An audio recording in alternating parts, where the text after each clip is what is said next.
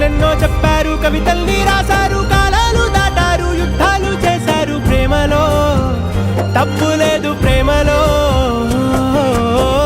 వేల వేల వెన్నెలంత మీద వాలి వెలుగునంత మోయమంటే నేను ఎంత రే.